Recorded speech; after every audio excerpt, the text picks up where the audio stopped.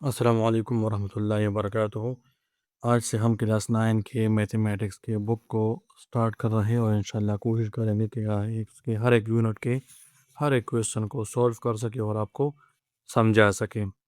तो सबसे पहले इसके कुछ बेसिक्स हैं। पेज नंबर 2 पर इसका आता है इंट्रोडक्शन टू मैट्रिसेस। इसमें क्या कहते हैं, the word matrices is plural of the word matrix. कि ये जो मैट्रिक्स है ये प्लूरल है। मैट्रिक्स का मतलब ये है कि ये जो मैट्रिक्स है ये सिंगुलर है और ये जो मैट्रिक्स है ये प्लूरल है। फिर आगे कहते हैं the term matrix was first introduced by the mathematician Arthur केले इन 1860। कि ये जो टर्म यूज़ हुआ है मैट्रिक्स, ये सबसे पहले इस्तेमाल किया था एक मैथमेटिशियन ने जिसका नाम था आर्थर केले, और 1860 ने उसने यूज़ किया था। फिर आगे कहते हैं कि ये यूज़ कहाँ पर होता है, तो ये कहते हैं कि यूज़ होता है प्योर मैथमेटिक्स में, स्टैटिस्टिक में, इंजीनियरिंग में, फिजिकल एंड सोशल साइंसेस में। ये सारे इसके हो गए यूजेस। सही है। अब यहाँ पर जो डायग्राम बना है ये कहते हैं कि ये हमारे पास चीज़ों को आसान बनाता है। अब अगर आप यहाँ पर देखें कि पाकिस्तान और इंडिया के दरमियान 8-8 मैचेस खेले गए हैं, जिसमें से पाकिस्तान ने 4 जीते, इंडिया ने 3 जीते, ड्रा 1-1 हुआ है और पाकिस्तान ने 3 हारे और इंडिया ने 4 हारे हैं। ये सारी बात यहाँ पर लिखी गई है।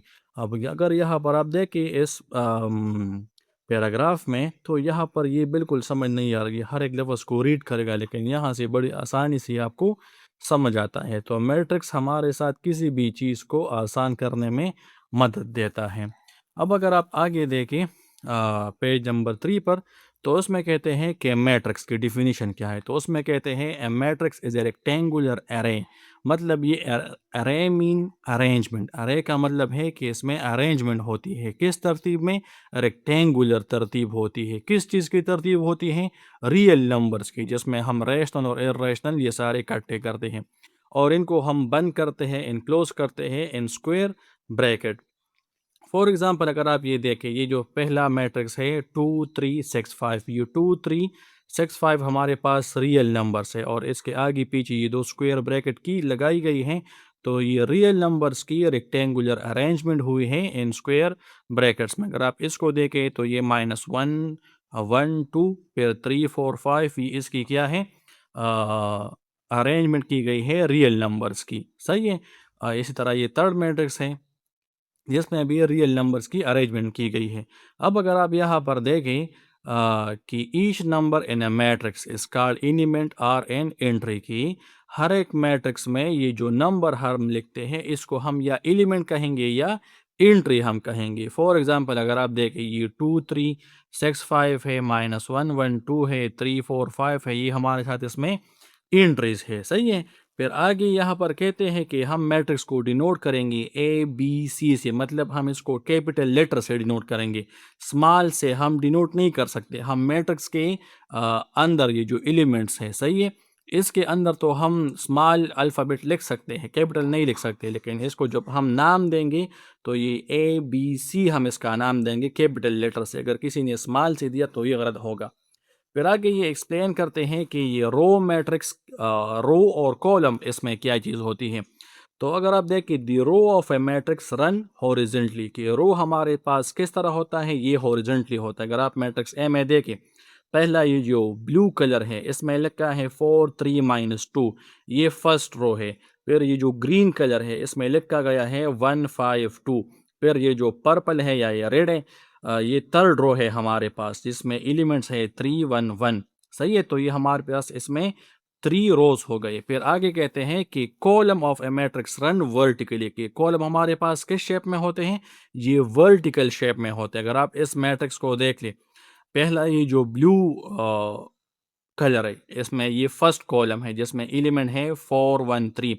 फिर ये जो ग्रीन कलर है इसमें लिख के गए हैं 3 5 1। फिर ये जो पर्पल कलर है इसमें लिख के गए हैं -2 2 1। तो इसमें हमारे पास 3 रोज है, इसमें हमारे पास 3 कॉलम्स है। सही है जी। आगे फिर क्या कहते हैं, आगे फिर ये कहते हैं कि इसका ऑर्डर और मैट डायमेंशन इसका क्या होगा एक मैट्रिक्स का। तो ये कहते हैं कि रोज को हम एम से डिनोट करेंगे और कॉलम को हम एन से डिनोट करेंगे और इसको हम एम क्रॉस एन लिखेंगे, लेकिन हम इसको रीड करेंगे एम बाय एन से, हम इसे रीड करने की कोशिश करेंगे। सही है जी। फॉर एग्जाम्पल, अगर आप ये वाला डू यू नो का मैट्रिक्स अगर हम देखें, इसमें अगर आप देखें तो ये फर्स्ट रो है, ये सेकंड है, ये थर्ड है, और इसमें ये फर्स्ट कॉलम है, ये सेकंड कॉलम है। तो इसमें से 3 रोज है और 2 कॉलम्स है, मतलब ये 3 क्रॉस 2 हमने लिखा और हम इसको रीड करेंगे। क्या रीड करेंगे? बाय रीड करेंगे, मतलब हम इसको रीड करेंगे 3/2। 3 क्रॉस 2 हम लिखेंगे और रीड करेंगे 3/2, हम 3 क्रॉस 2 रीड नहीं करेंगे।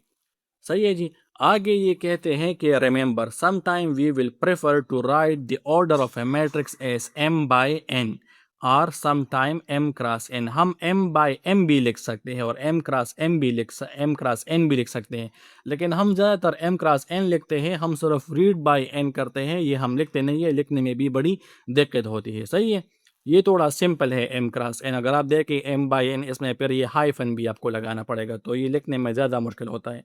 नोट में क्या कहते हैं, order of a matrix m cross n does not mean to multiply m and n। इसका ये हरगिज मतलब नहीं है कि आप इस नंबर्स m और n को रिप्रेजेंट करें। फॉर एग्जांपल, ये 3 क्रॉस 2 है, तो हम इसको मल्टीप्लाई नहीं करेंगे कि 3 मल्टीप्लाई 2 इक्वल टू 6, इसको हम हरगिज मल्टीप्लाई नहीं करेंगे। टेट बिट में लिखा गया है order of a matrix is also called dimension or size की। ये जो ऑर्डर को हम दूसरे नाम दे सकते हैं डायमेंशन और साइज। अगर आपसे कोई कहे कि मैट्रिक्स का ऑर्डर क्या चीज़ है, डायमेंशन क्या है या साइज क्या है, तो ये तीनों एक ही चीज़ है। टिडबिट का मतलब ये है। आज के लिए इतना ही काफ़ी है, इंशाल्लाह कल हम मज़ीद इसके टाइप्स में जाएंगे।